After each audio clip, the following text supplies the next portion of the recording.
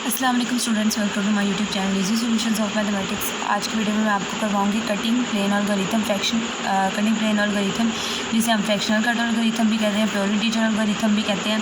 इसकी एक और एग्जांपल, ताकि आपकी अच्छे से प्रैक्टिस हो जाए। कोई कॉन्सेप्ट अगर आपको क्लियर नहीं हुआ तो इस एग्जाम्पल से मज़ीद क्लियर हो जाए।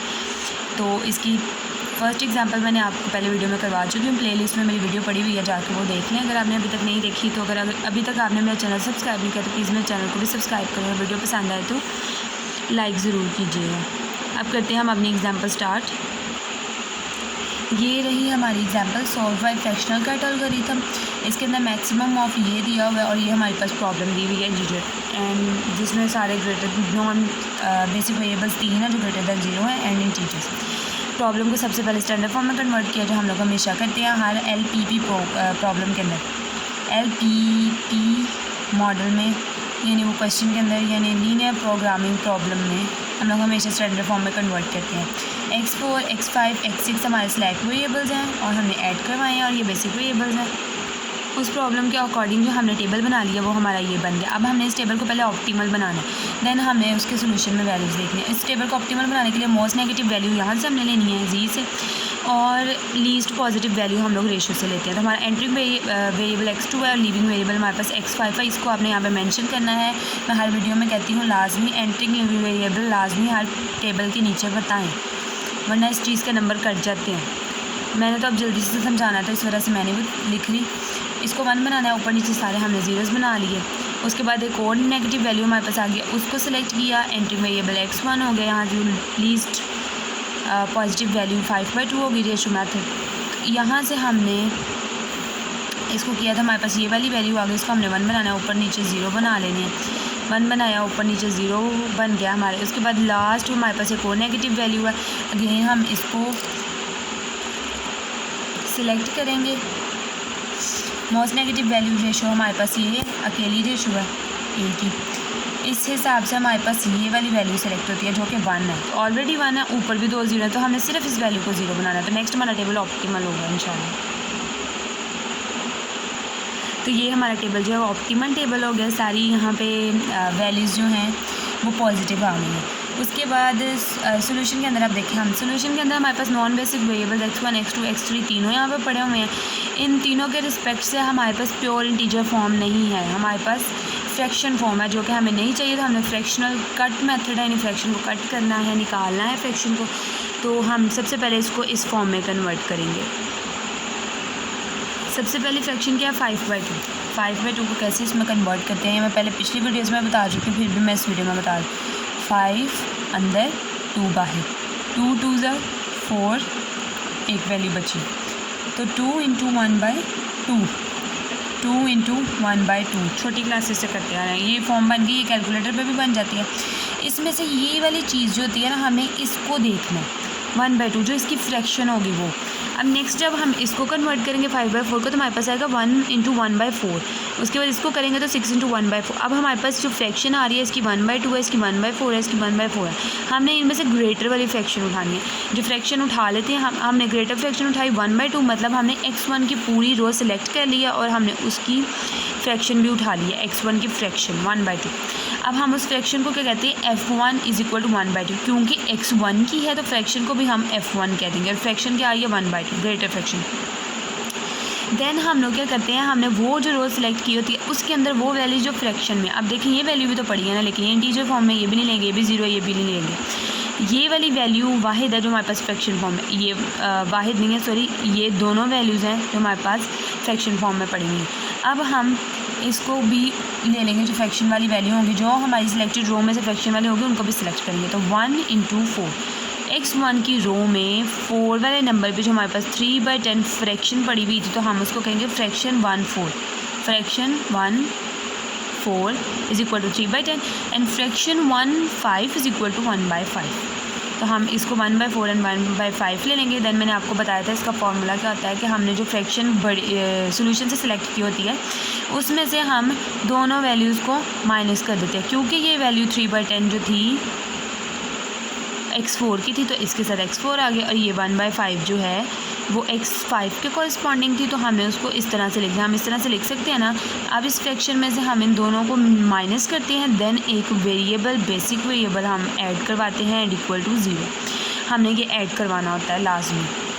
जब आप ये प्रोसीजर करेंगे हमने इसको लाजमी ऐड करवाना है। अब देखिए हमारे पास जो पिछला टेबल था, जैसे हम लोग बाउंड्री वगैरह में भी करते आ रहे हैं, ये सारा टेबल यहाँ से यहाँ तक हमने वैसे का वैसे ही लिख लेना है।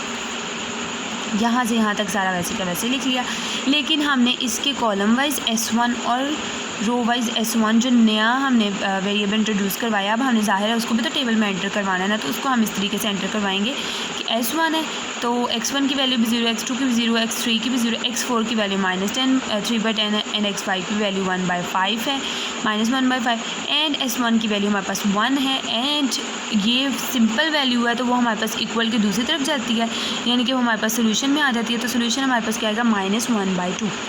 अब हमारे पास ये -1/2 हो गया। सोल्यूशन क्या हो गया, इनफिजिबल हो गया। सोल्यूशन में नेगेटिव वैल्यू आ गई, सोल्यूशन इनफिजिबल। सोल्यूशन इनफिजिबल होता है तो हम लोग डुअल सिंप्लेक्स मेथड लगाते हैं। Solution is not feasible so we use dual simplex method. Dual simplex method use करें हम। अब हम लोग क्या करते हैं, उसमें से सोल्यूशन में से मोस्ट नेगेटिव वैल्यू उठा लेते हैं हम लोग। उस वैल्यू से हमें पता चल जाता है कि S1 हमारा लीविंग वेरिएबल है। हम पहले लीविंग वेरिएबल चेक करते हैं, देन हम लोग इसकी और इसकी रेशो लेते हैं। अब जब हम इनकी रेशो लेंगे तो ये पॉजिटिव है, ये नेगेटिव है, इसकी भी रेशो ले लेंगे। 20/3 है, ये भी पॉजिटिव है, ये नेगेटिव है, इसकी भी रेशो ले लेंगे। बाकी सारे जीरोज़ हैं, उनकी रेशो नहीं लेंगे तो 10 आएगा। तो हमारे पास solution is not feasible so by dual simplex method. अब हम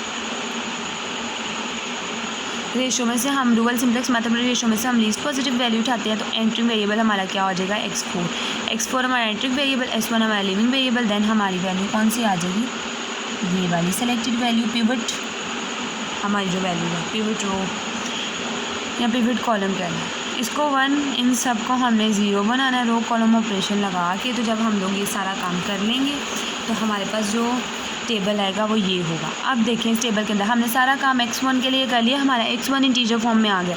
अब देखिए हमारा ऑप्टिमल टेबल में x2 जो है अगेन फ्रैक्शन फॉर्म में आ गया। अब हमें तो फ्रैक्शन फॉर्म में चाहिए नहीं ना, अब हमें तो इसे प्योर इंटीजर फॉर्म में लाना है, क्योंकि इस मेथड का दूसरा नाम fraction cut and pure integer है। नॉन बेसिक वेरिएबल के कॉरस्पॉन्डिंग x2 और x3 दोनों के फ्रैक्शनल वैल्यूज़ हैं। अगेन 7/6 को इस तरह से कन्वर्ट किया, एंड इसको इस तरह से 35/6 को कन्वर्ट किया, इसको भी इस तरह से कन्वर्ट किया। देन इनमें से हमारे पास 5/6 जो है वो रेशो आ रही है बड़ी, तो हम उसको 5/6 रेशो बड़ी है तो हम इसको सिलेक्ट करेंगे किसके कॉरस्पॉन्डिंग है, x3 के कॉरस्पॉन्डिंग है। तो हम फ्रैक्शन ऑफ x3 लेंगे, तो fraction of x3 is equal to f3 is equal to 5/6 आ जाएगा। उस सिलेक्टेड रो के अंदर हमारे पास जितनी वैल्यूज़ फ्रैक्शन में है, एक वैल्यू हमारे पास ये फ्रैक्शन में, एक वैल्यू हमारे पास ये फ्रैक्शन में है, दोनों को हम करेंगे सिलेक्ट।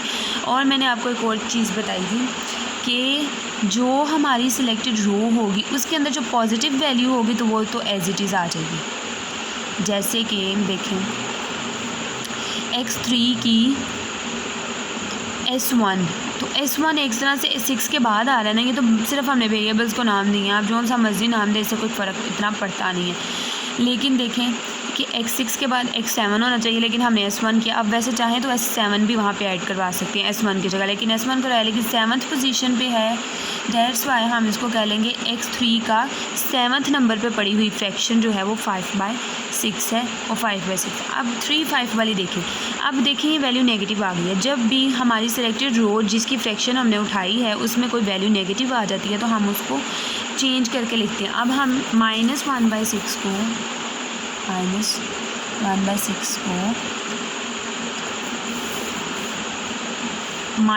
+ 1/6 -1 + 1/6 सॉरी 5/6 है, 1/6 नहीं है, 5/6 लिख सकते हैं। अगर इसको सॉल्व करें तो -6 + 5/6 which is equal to -1/6। Again -1/6 आ गया। तो हमें इसको इस फॉर्म में करके जब हम -1 × 5/6 के फॉर्म में इसको लिख सकते हैं ना माइनस वैल्यू को, तो हमने उसका पॉजिटिव पार्ट उठा लेंगे जो कि 5/6 है। तो हमने इसका पॉजिटिव पार्ट उठा के उस फ्रैक्शन को हमने उसका नाम दे देनी है। अगेन देख लें, हमने जो वैल्यू सेलेक्ट की, जो फ्रैक्शन सेलेक्ट की वो 5/6 थी जो कि बड़ी थी, और वो वैल्यू किसकी थी, x3 की थी। अब x3 के रिस्पेक्ट से उस रो के अंदर जो सिलेक्टेड रो है उसके अंदर हमारे पास एक वैल्यू फ्रैक्शन की नेगेटिव आ गई है। जब वैल्यू फ्रैक्शन की नेगेटिव आएगी हमने उसको पॉजिटिव में कन्वर्ट करने के लिए हमें उसको तरीका ये यूज़ करना है कि हम उसको इस फॉर्म में लिखें कि सॉल्व करके दोबारा से -1/6 आ जाए। तो यहाँ से हमने उसका पॉजिटिव पार्ट उठा लेना है जो कि 5/6 है और हमने उसको नाम दे देना है 5/6 का। अगेन फ्रैक्शन में से दोनों वैल्यूज़ को माइनस करवाते हैं। ये हमारी x5 के नंबर पर पड़ी हुई थी, ये वैल्यू हमारे पास S1 के नंबर पर पड़ी हुई थी जिसे हमने 7 कह लिया था, 7th नंबर पर पड़ी हुई थी। दोनों को हम उनके वेरिएबल से मल्टीप्लाई करवा के अपनी बड़ी वाली फ्रैक्शन में से माइनस करवाते हैं। देन अगेन हम एक वेरिएबल ऐड करवाते हैं। अब S2 यहाँ पे अगेन एक नया वेरिएबल ऐड होगा। जैसे जैसे हम ये फ्रैक्शन वाला मेथड आगे करते जाएंगे, जब तक करते जाएंगे साथ साथ एक एक वेरिएबल भी ऐड करवा देंगे।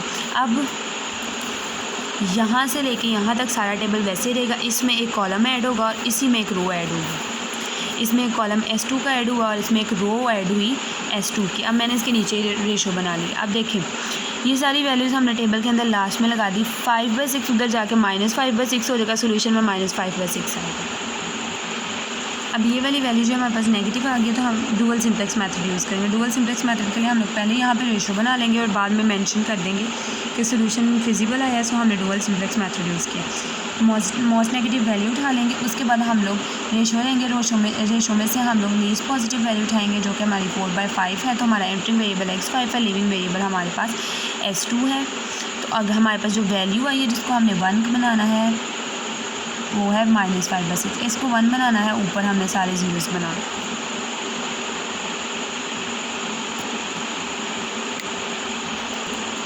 सारे ऑपरेशंस परफॉर्म करके वैल्यू को 1 बना के और ऊपर सारे ज़ीरोज़ बनाने के बाद हमारे पास जो टेबल आएगा वो ये आएगा और ये टेबल आप खुद बनाएंगे। रो कॉलम ऑपरेशन अप्लाई करने के बाद सोल्यूशन मैंने आपको प्रोवाइड कर दिया। अब देखेंगे अगेन हमारा टेबल ऑप्टिमल एंड फिजिबल हो गया। अब हमने इसके अंदर हमने देखना है कि हमारे पास नॉन बेसिक वेरिएबल्स क्या थे, x1 x2 x3। उनके कॉरेस्पॉन्डिंग हमारे पास ये भी इंटीजर आ गया, x2 भी इंटीजर आ गया एंड x3 भी इंटीजर आ गया।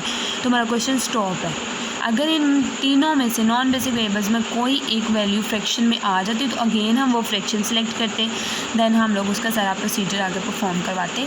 लेकिन क्योंकि फ्रैक्शन नहीं आई तो हमारा क्वेश्चन स्टॉप है। यहाँ से x1 की वैल्यू 2 है, x2 की वैल्यू 1 है, x3 की वैल्यू 6 है और x4 की वैल्यू हमारे पास 1 है, x5 की वैल्यू भी 1 है। ये हमारे पास बेसिक वेरिएबल्स होते हैं, इनका कोई इतना नहीं। Since all variables are integer so we are done. सबसे अच्छी ओवरऑल की बात है कि इसके अंदर वेरिफिकेशन का एक सिस्टम होता है मोस्टली क्वेश्चंस के अंदर कि आपको पता चल जाता है कि आपकी जी की वैल्यू ठीक आई है कि नहीं, आपने क्वेश्चन ठीक सॉल्व किया है या नहीं किया। अगर आपकी वेरिफिकेशन में मिस्टेक का मतलब आपके क्वेश्चन में कोई मिस्टेक है तो आप दोबारा से देख सकते हैं। तो अगर आप क्वेश्चन पेपर में भी कर देंगे तो इंप्रेशन अच्छा पड़ेगा, एग्जामिनर को भी पता चल जाएगा कि आपने क्वेश्चन ठीक किया। जी लिखा सारा जो हमें गिवन है क्वेश्चन में हमें जी क्या गिवन है, ये गिवन है जी हमें, ये जी गिवन है। तो इसके अंदर हम लोग x1 की वैल्यू लगाएंगे जो है x2 की वैल्यू 1 आई है, x3 की वैल्यू 6 आई है, उसको सॉल्व किया 26 = 26 आ गया। इसका मतलब वेरिफिकेशन कंप्लीट है, हमारा क्वेश्चन बिल्कुल ठीक है, जी की वैल्यू भी बिल्कुल ठीक है। उसके अलावा जो मैं टेबल्स बना के आपको सोल्यूशन प्रोवाइड करती हूँ इसमें इधर उधर शायद कोई मिस्टेक हो गई हो तो वो रो कॉलम ऑपरेशन से हो जाती है, लेकिन आंसर्स ठीक होते हैं तो वो इतनी कोई टेंशन की बात नहीं है अगर टेबल में कहीं गलती हो गई है, क्योंकि मुझसे भी गलती हो सकती है कैलकुलेशन में। तो उम्मीद है आप लोगों को समझ आई होगी। अगर आप लोगों का कोई क्वेश्चन है तो कमेंट सेक्शन में प्लीज़ मुझसे पूछ लें। और अगर आप लोगों ने अभी तक मेरा चैनल सब्सक्राइब नहीं किया तो प्लीज़ मेरे चैनल को सब्सक्राइब करें और अगर वीडियो पसंद है तो लाइक ज़रूर किया करें। और इंशाल्लाह नेक्स्ट वीडियो में नेक्स्ट टॉपिक के साथ दोबारा से आपको एक्सप्लेन करूँगी मैं नेक्स्ट टॉपिक। तब तक आप इस टॉपिक की अच्छे से प्रैक्टिस कर लें। Thank you so much.